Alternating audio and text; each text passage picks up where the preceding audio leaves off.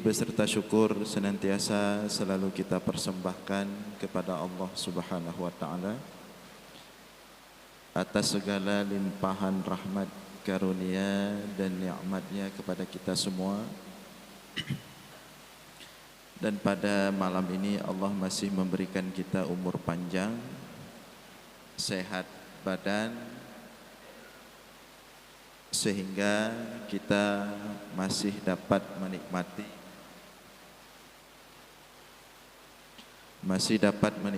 suasana Idul Adha tahun ini. Dan hari ini kita tadi telah melewati hari tasyrik yang pertama setelah Yaumun Nahri sebelumnya, dan besok insyaallah kita akan memasuki hari tasyrik yang kedua. Dan kita akan mengakhiri mudah-mudahan hari tasyrik yang ketiga lusa, yaitu hari-hari di mana jamaah haji berada di Mina untuk melakukan lempar jamarah. Jadi kita masih dalam suasana bulan haji, saat-saat pelaksanaan ibadah haji. Di sana jamaah haji bertalbiyah. Di sini kita masih bertakbir. Di sini kita bertakbir dengan takbir muqayyad. Arti takbir muqayyad, takbir yang terikat setiap selesai sholat 5 waktu. Kita akan terus bertakbir setiap selesai sholat 5 waktu sampai waktu asar hari tasyrik yang ketiga atau hari raya yang keempat. Maka mudah-mudahan kita semua terus bertakbir selama hari-hari tasyrik ini, baik selesai sholat wajib 5 waktu maupun setiap selesai sholat sunat. Nah, itulah makna takbir muqayyad, takbir yang terikat dengan setiap selesai sholat. Karena ada juga takbir mutlak, takbir kapanpun, dimanapun, tidak terikat dengan waktu salat. Selawat beriringkan salam juga kita sampaikan kepada baginda Rasulullah sallallahu alaihi wasallam, kepada seluruh keluarga dan sahabat-sahabatnya sekalian. Terima kasih kepada BKM Masjid, Bapak Abu Imum Syih beserta seluruh pengurus masjid yang telah mengundang kami memfasilitasi acara ini, kuliah ini. Sebenarnya bukan dari Banda Aceh, tapi memang urang hino cid, urang dro cid, ya. Jadi sepertinya tidak ada yang istimewa, tidak ada yang khusus, tapi biasa-biasa saja. Dan berhubung kita masih suasana haji, kita mungkin akan berbicara tentang suasana di Mekah, biar kita dapat merasakan suasana di sana walaupun kita tidak berangkat ke sana, ya. Kita akan melihat salah satu bagian yang mungkin bisa kita bicarakan sambil beriktikaf menunggu salat Isya. Jadi di Mekah itu ada banyak tempat-tempat atau ikon-ikon yang penuh dengan keajaiban. Di antara tempat itu atau ikon itu adalah misalnya Ka'bah, yang merupakan kiblat seluruh umat Islam di berbagai belahan dunia. Kemudian ada juga di dalamnya Hajar Aswad, yang merupakan batu diturunkan oleh Allah dari surga. Dasarnya putih bening, begitu sampai ke dunia aswadathu, dihitamkan oleh dosa manusia. Nah, itu keajaiban. Kemudian di Mekah itu di dekat Ka'bah juga ada air yang penuh keajaiban. Air nomor 1 di dunia, paling bagus, paling baik, ya, yaitu air Zam-Zam. Nah itu diantara 3 ya. Kemudian ada juga seberang sana ada Bukit Safa dan Marwah. Nah diantara beberapa itu kita akan melihat tentang air Zam-Zam. Tentang air Zam-Zam. Nah kita awali dengan membahas tentang air. Kita lihat bagaimana Al-Quran dan Rasulullah ketika membahas tentang air, dan lebih spesifik nanti tentang air Zam-Zam. Yang pertama dalam Al-Quran Allah mengatakan waja'alna minal ma'i kulla syai'in hayy, dan kami jadikan dari air itu segala sesuatu menjadi hidup. Dan kami jadikan segala sesuatu kami jadikan dari air itu segala sesuatu menjadi hidup. Maka segala sesuatu kalau mau hidup dan terus berlangsung hidupnya, maka dia harus senantiasa bersama air, apapun. Karena Allah katakan kulla syai', segala sesuatu kalau mau hidup dan terus hidup harus bersama air, ya. Nah, kita manusia kalau mau hidup dan terus hidup panjang umur, maka jangan lepas dari air, banyak mengkonsumsi air, ya. Nah, itu ketentuan yang telah Allah buat. Kemudian oleh Rasulullah lebih daripada itu, Rasulullah mengatakan lebih spesifik lagi ketika ditanya oleh para sahabat, ya Rasulullah, mimma khuliqal khalq, wahai Rasulullah, dari apa diciptakan makhluk, ya, dari apa diciptakan seluruh makhluk tanpa terkecuali. Jawab Rasulullah, mimma'in, seluruh makhluk diciptakan dari air tanpa terkecuali. Mimma'in, seluruh makhluk diciptakan dari air. Sehingga oleh para ulama menjadikan air sebagai makhluk pertama yang Allah ciptakan. Kenapa? Karena tidak ada makhluk yang lain yang tidak tercipta dari air. Berarti sebelum Allah menciptakan seluruh makhluk, Allah ciptakan dulu air. Sehingga sebagian ulama mengatakan makhluk pertama yang Allah ciptakan adalah air. Dan pendapat ini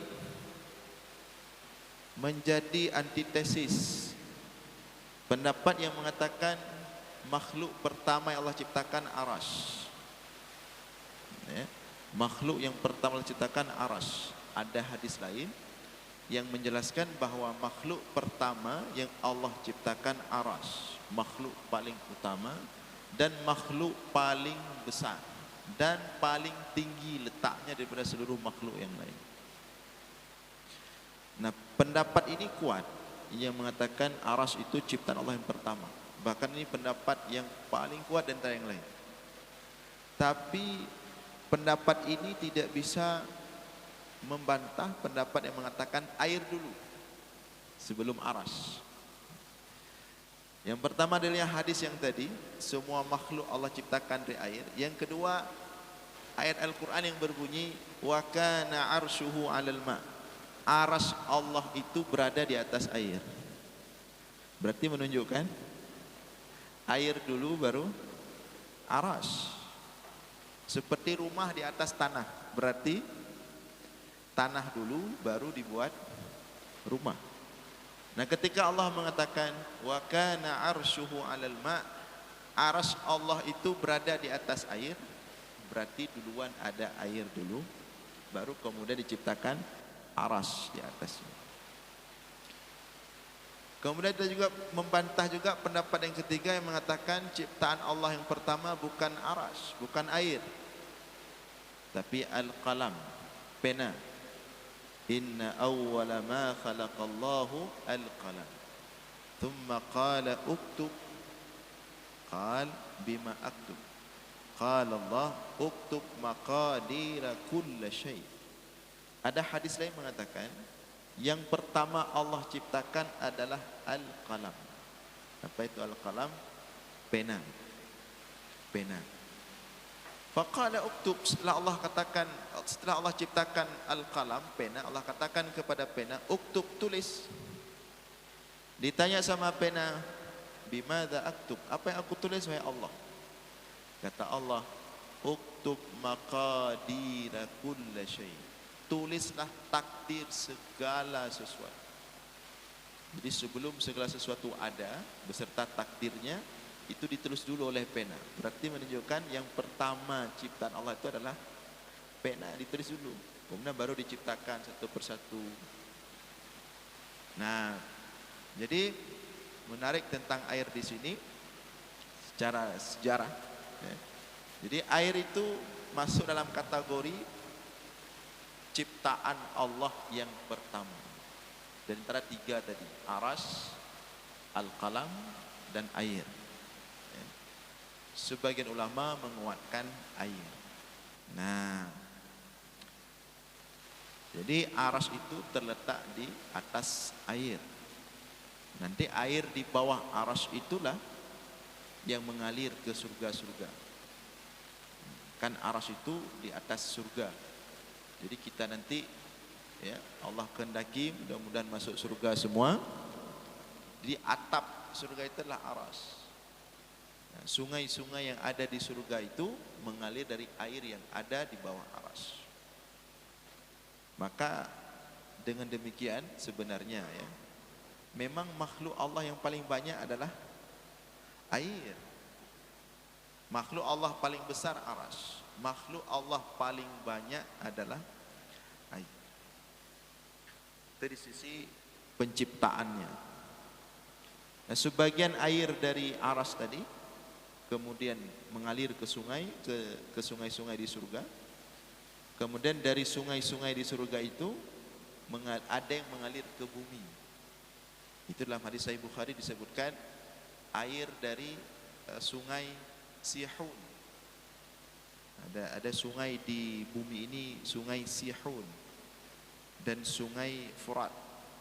Itu airnya mengalir dari sungai-sungai di surga.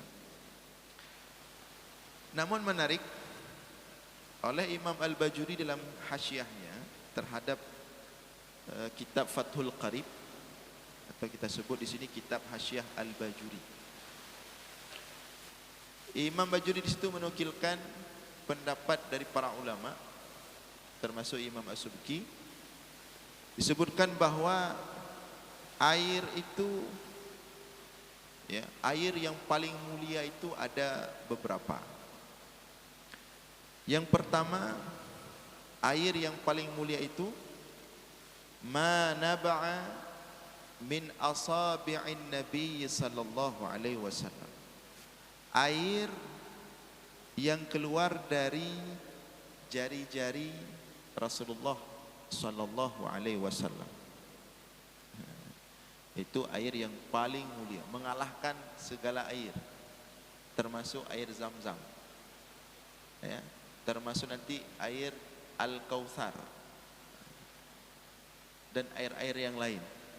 Air yang paling mulia itu adalah air yang keluar dari jari-jari Rasulullah sallallahu alaihi wasallam ketika suatu hari para sahabat bersama Rasulullah, ya, dalam peperangan tidak ada air sama sekali, ya. Maka Rasulullah tiba-tiba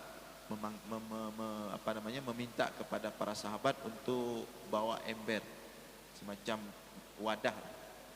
Kemudian Rasulullah memasukkan tangannya, telapak tangannya ke wadah tersebut, keluarlah air dari jari-jari Rasulullah sallallahu alaihi wasallam.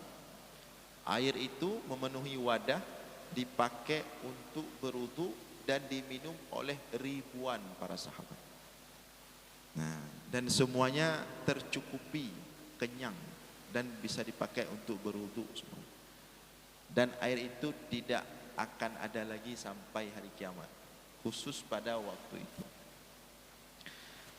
Kemudian di bawah air yang keluar dari jari-jari Rasulullah SAW, tingkat kedua, yaitu air Zam-Zam. Nah, yang mau kita lihat, yaitu air Zam-Zam. Di situ Imam Bajuri menempatkan air Zam-Zam pada posisi yang kedua di segi kemuliaan air. Setelah air yang keluar dari jari-jari Rasulullah, kemudian air Zam-Zam. Nanti di bawahnya ada air Al-Kautsar. Kemudian nanti air-air yang lain, ya, termasuk Sungai Nil, Sungai Sihun, Sungai Dajlah, Sungai Furat. Itu air-air yang paling utama di muka bumi. Jadi tak fikir ia kuah paling enggak ada yang anak itu memang kategori ia kuah. Jadi yang kedua air Zam-Zam. Nah, air Zam-Zam itu termasuk salah satu keajaiban. Itu sudah berumur berabad-abad itu air Zam-Zam. Semenjak Nabi Ibrahim alaihissalam memasuki tanah haram Mekah dari Palestina. Jadi kan kalau sejarahnya yang sudah kita ketahui bersama, Nabi Ibrahim dari Palestina diperintahkan oleh Allah untuk bawa istrinya, siapa? Siti Hajar. Istri yang keberapa itu? Yang kedua. Istri yang kedua. Memang istri yang kedua berpisah macam betot-tot. Jadi memang clear gitu. Jadi disuruh sama Allah dari Palestina, Ibrahim bawa Siti Hajar bersama anaknya Ismail. Karena Nabi Ibrahim termasuk Nabi yang lama dikaruniakan anak sama Allah. Dikaruniakan anak umur sudah 70 tahun lebih. Macam usaha, doa, hana betul-betul doa. Rabbi habli minas salih. Mupluh pun belum doa. Rabbi habli minas salihin. Rabbi habli minas salihin. Ya Allah, karuniakan kepadaku keturunan yang saleh. Tapi Allah berkehendak lain. Ibrahim minta dari istrinya yang pertama, yaitu Siti Sarah. Tapi Allah berikan dari istri yang kedua dulu. Kemudian baru diberikan dari istri yang pertama. Nah, ini ilmu cik ya. Bagi yang perle. Yohanati apapun minta ya. Nah, jadi setelah punya anak, kisahnya panjang dari Mesir. Dari Mesir, oleh Raja Mesir dihadiahkan seorang perempuan yang baik kepada Ibrahim. Kehendak Ibrahim sendiri yang kehendak Allah. Maka Ibrahim berangkat ke Palestina. Kemudian dari Palestina lahir Ismail, ya, masih kecil, masih bayi. Perintah Allah, Ibrahim pergi ke Ka'bah, pergi ke Mekah. Maka berangkatlah Ibrahim ke Mekah bertiga. Ibrahim, istrinya Siti Hajar bersama anaknya Ismail. Biwadin ghairi dzi zar'ain. Berangkat ke daerah tandus. Tidak ada tanaman, tidak ada air. Sampai ke sana, ke Mekah, tidak ada apa-apa, tidak ada manusia. Tidak ada manusia, tidak ada kehidupan, tidak ada tumbuh-tumbuhan, ya, tidak ada air, tidak ada apa-apa. Sampai ke sana bertiga, kemudian Ibrahim meninggalkan Hajar dan anaknya Ismail. Perintah Allah balik ke Palestina. Perintah Allah balik ke Palestina. Yang ditinggalkan ketika itu cuman beberapa butir kurma dan sedikit air minum. Maka Ibrahim balik kepada sini. Dan menariknya Siti Hajar tidak protes. Istri Nabi Ibrahim tidak protes. Dari pertama dibawa dari Palestin ke Mekah, tidak ada pertanyaan pakai nama kena ho nama lu mio hana. Dan Ibrahim pun tidak ngomong apa-apa, perintah Allah. Sampai ke Mekah, Ibrahim balik. Nah, ketika balik itu baru ditanya oleh Hajar, Pak Ibrahim mau ke mana? Oleh Ibrahim tidak menoleh, gejak aja. Ditanya yang kedua, wahai Ibrahim mau ke mana? Ibrahim tetap tidak menjawab, tidak menoleh dan tidak menjawab. Terus pergi. Nah, ketika pertanyaan ketiga, katro ba takkanlah ba tekongan ini, ba simpang. Ditanya ketiga kali, wahai Ibrahim mau ke mana? Ketika itu Ibrahim baru menoleh. Itu pun bukan menjawab. Tapi istrinya menanyakan, wahai Ibrahim, apakah engkau melakukan ini atas perintah Allah?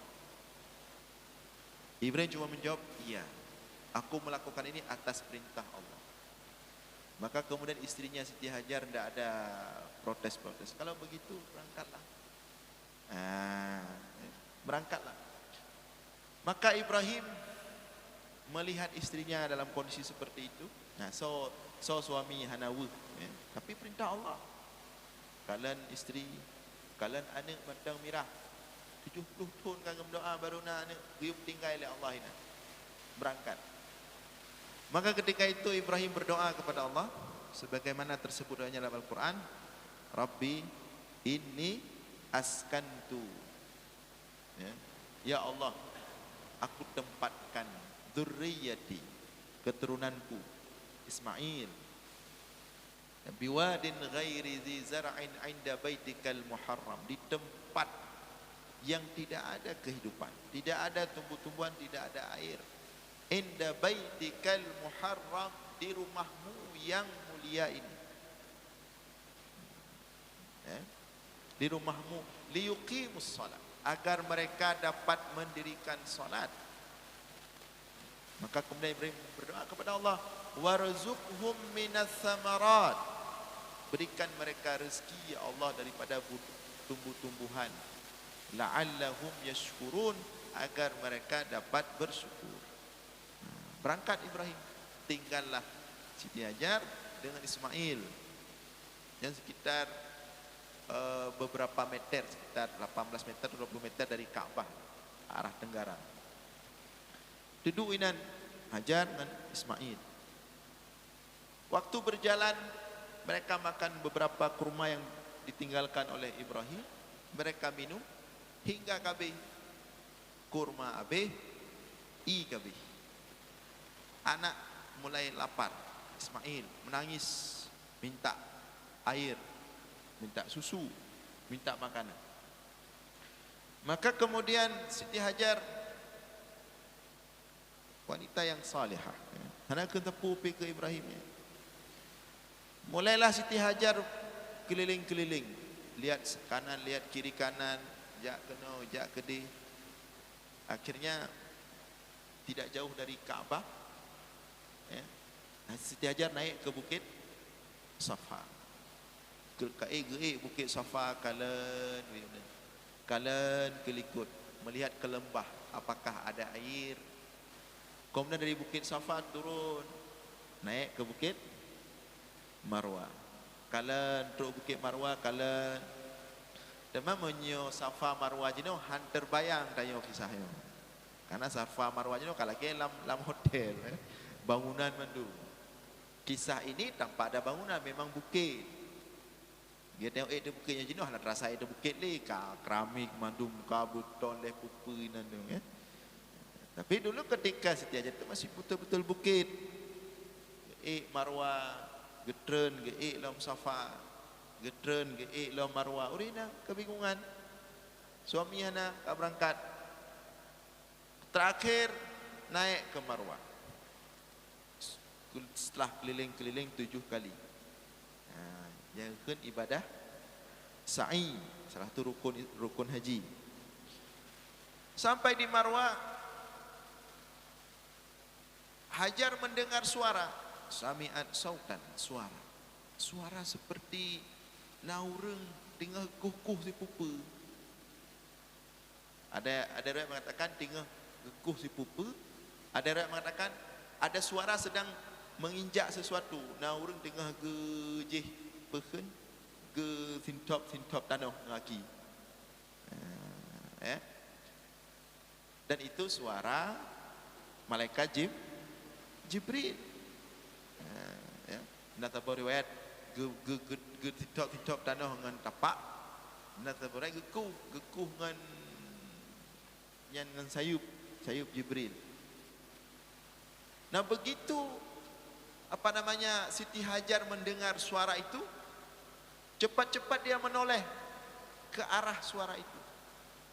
Menan gekalan le Siti Hajar kenan ba arah sunya, tiba-tiba terlihat gemercik air. Nah, ini air cucu. Maka cepat-cepat Siti Hajar berlari sambil mengatakan zam zam zam zam zam zam zam zam. Senang tak? Oh, letai. Zam zam itu bahasa Suryaniyah. Artinya melimpah, banyak. Oh, letai. Kerana capek tadi naik turun Safa Marwah, menandui refleks keluar suara zam zam. Oh, letai, melimpah letai tepi jui ya. Karena bunuh gejih li malaikat Jibril. Maka Siti Hajar datang cepat-cepat ke situ, langsung diambil beberapa butir batu-batu, gedung nak tedang be ili habis duk gejip. Gedang getampung.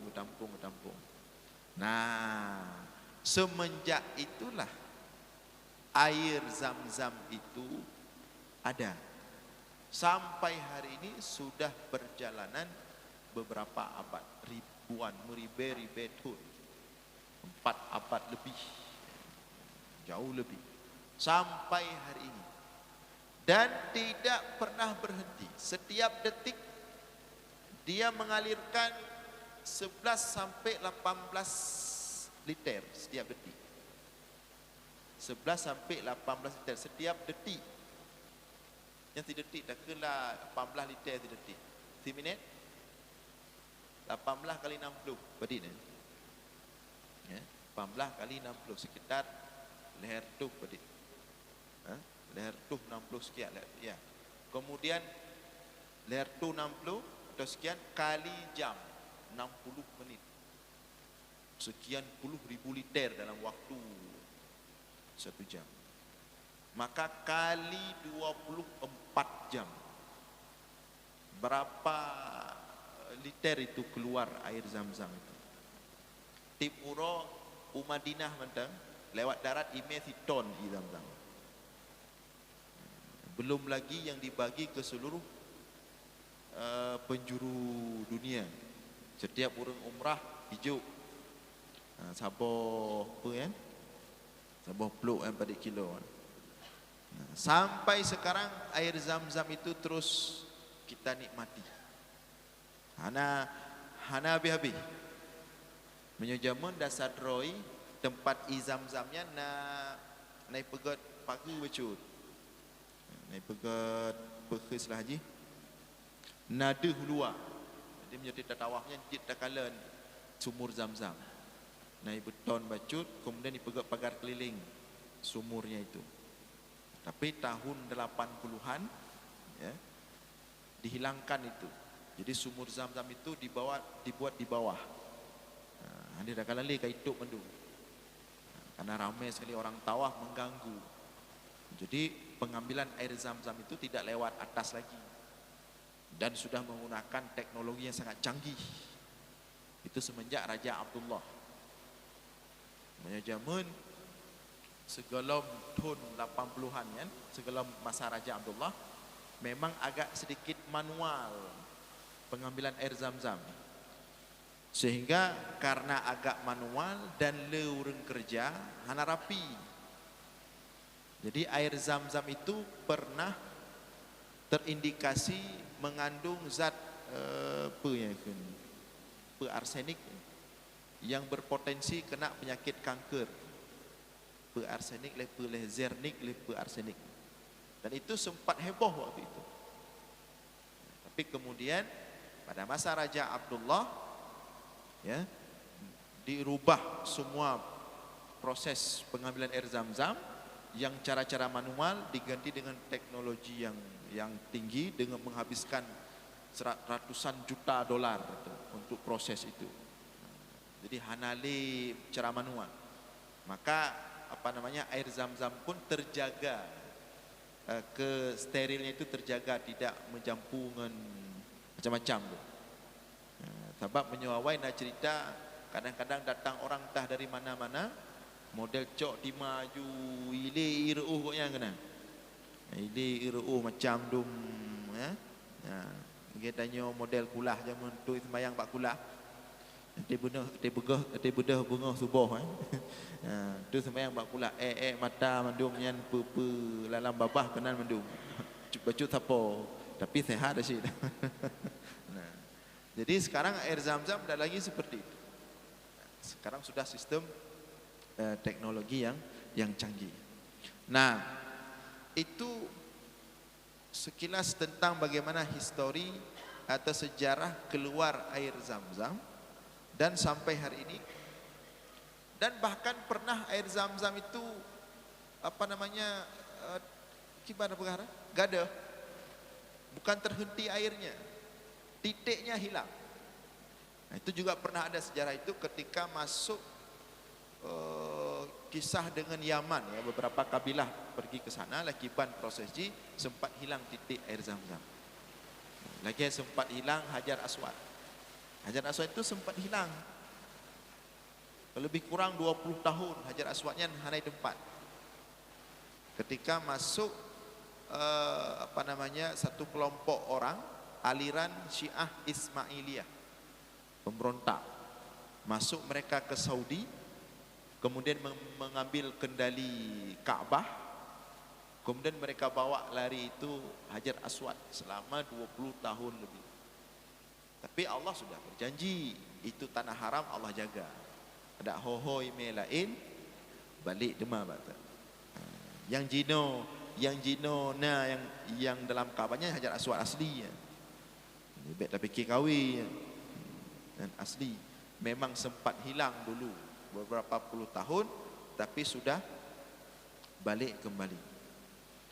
Nah, air zam-zam itu, ya, banyak Rasulullah sebutkan kelebihan dan keutamaannya dalam hadis-hadis.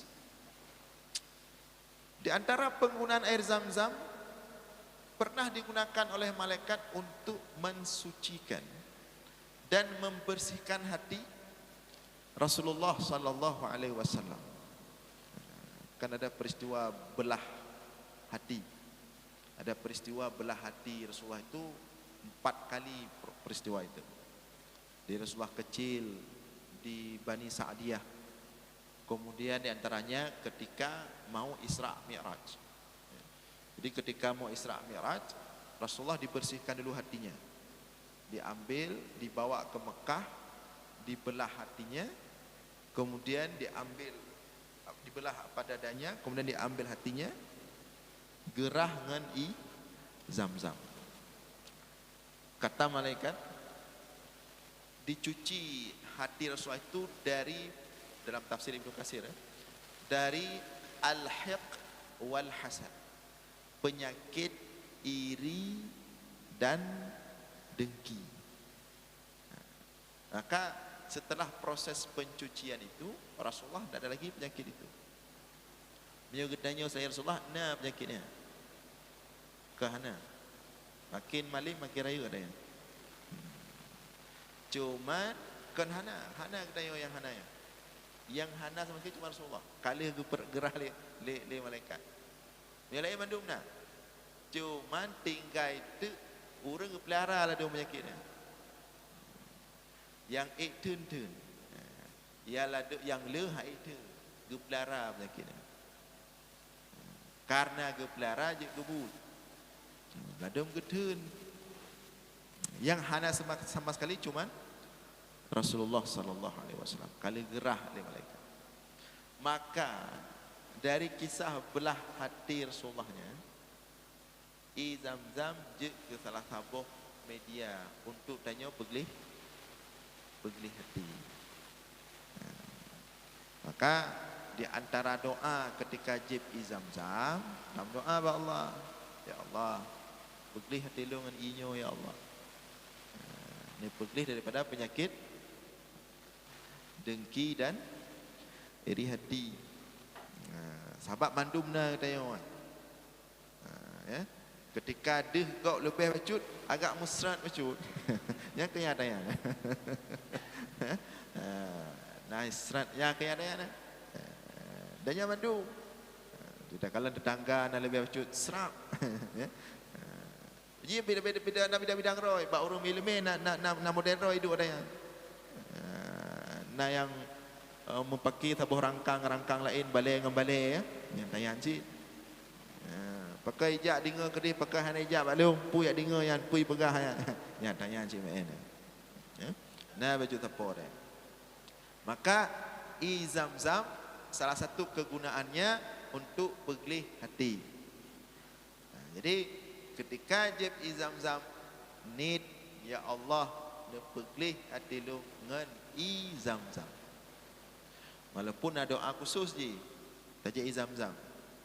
Allahumma inni as'aluka ilman nafi'a wa rizqan wasi'a wa shifaan min kulli da. Ya Allah, aku meminta kepadamu ilman nafi'a, ilmu yang bermanfaat, wa rizqan wasi'a, rizki yang luas, wa shifaan min kulli da, dan kesembuhan daripada seluruh penyakit. Baru jib Zamzam. Nah, jadi yang kira-kira beglih hati ya belum Zamzam yang. Ni naik mekat no pak nyeluk semawi kena je mekat yang perlu 5 liter. Ya belum iya. Tapi nak kejadian di Tanah Abang itu mung kan Zamzam, peluk Zamzam. Tapi asal je kan Zamzam. Yang kaya yang head di Indonesia. Dah belum kita tip 3 minggu 3 dah belum dalam doa beglih hati pertama dalam doa pertama aku tahu hati dek kan Zamzam iman. Dia minta yang betul-betul Zamzam dan jib rutin. Itu minuman Rasulullah. Dan makanya namanya banyak Zamzam. Kan Zamzam mentang nani. Dalam kitab Lisanul Arab Ibnu Katsir menyebutkan ada 12 nama air Zamzam. Di antaranya Syabba'ah. Syabba'ah. Berarti Syabba'ah mengenyangkan. Dia punya tajib Zamzamnya tanya menyudik tetat. Tajib Zamzamnya drod. Beda dengan tajib ilain. Tajib ilain boleh gerah tapi dek tetap dek. Tanya Zamzam ha.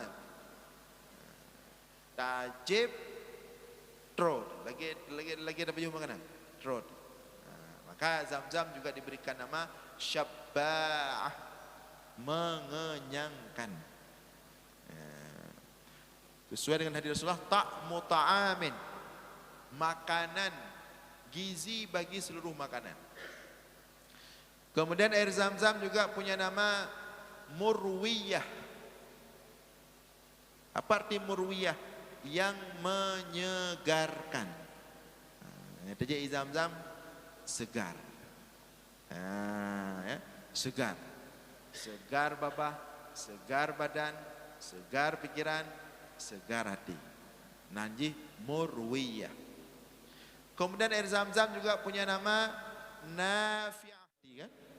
Yang memberikan manfaat. Kemudian air Zamzam juga punya nama Raqdatu Jibril. Raqdatu Jibril. Arti Raqdatu Jibril, hentakan Jibril. Karena Zamzam ditebit dengan hentakan Jibril alaihi salam. Le lain nanan, termasuk ta'amu ta'min, syifa'u min kulli da', ubat segala penyakit. Banyak sekali nama air Zamzam. Inti daripada manfaat air Zamzam, hadis Rasulullah, Zamzam lima syuribalahu. Zamzam itu sesuai dengan tujuan orang meminum. Pokoknya pemantang tujuan kita minum Zamzamnya, dipetruk oleh Allah. Jadi menyatakan manfaat Zamzamnya tumpu je. Hana manfaat khusus terbatas hana.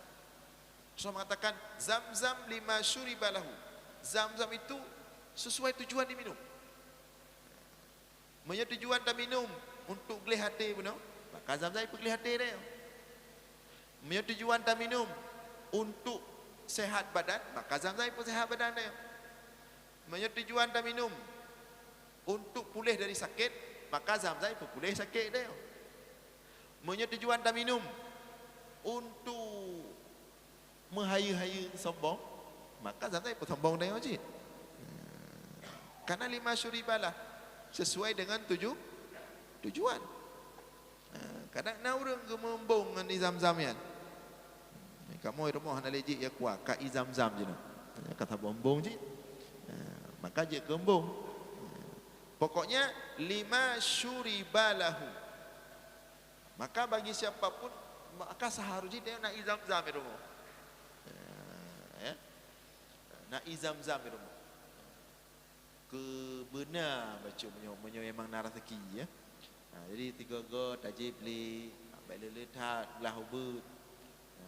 Belah belah ubud jib becut-becut ya. Ni lagi kan.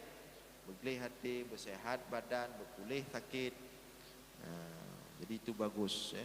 Cuman nyokat rok kono ka agak mahal becut biaya.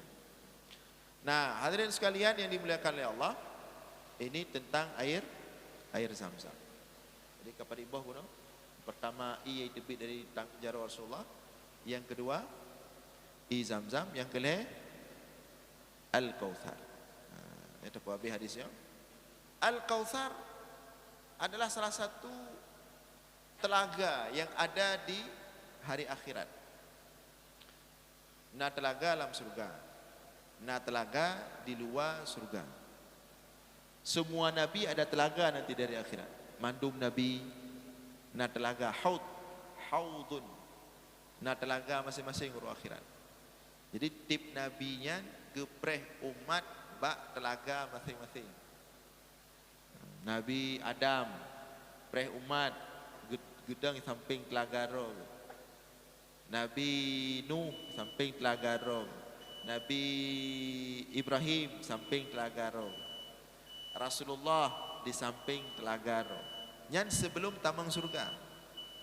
Nanji haud telaga para nabi. Al-Kautsar beda lagi. Al-Kautsar bukan di luar surga tapi dalam surga. Jadi Al-Kautsarnya cuman mentemeng jeb leh tamang surga. Tegalam tamang surga mentemeng cip jeb dari telaga-telaga para nabi masing-masing umat juga tanya ubat Nabi Muhammad mentemeng jeb. Walaupun naik hana mentemeng jeb. Nah, nyan Al-Kautsar. Kemudian terakhir tadi wa ghairuhu minan nahri, dan sungai-sungai yang lain yang utama kata Imam Bajuri Sungai Nil, Ma'un Nil, ya, Nahrun Nil. Kemudian Sungai Furat yang utama ini. Kemudian Sungai Dajlah, yang Furat, sungai-sungai raya-raya di Bumo. Kemudian Furat. Kemudian Sihun, apa di bawah kan? Jarum Rasulullah, Zamzam, Al-Kautsar, Sihun, Furat, Dajlah, apa di bawah kan? Nambo. Kurung gedayong naik damang mutabo. Mutabo dah. Itu sungai-sungai besar dan itu sumber-sumber air bahkan sebagiannya Rasulullah mengatakan ada yang langsung dari surga. Nah, hadirin sekalian yang dimuliakan oleh Allah, inilah yang dapat kami sampaikan dalam waktu yang singkat ini. Mudah-mudahan menjadi bahan wawasan pada kita tentang bagaimana Al-Quran dan hadis berbicara tentang air. Mohon maaf atas segala kekurangan. Aqulu qawli hadza wa astaghfirullah li wa lakum. Wassalamualaikum warahmatullahi wabarakatuh.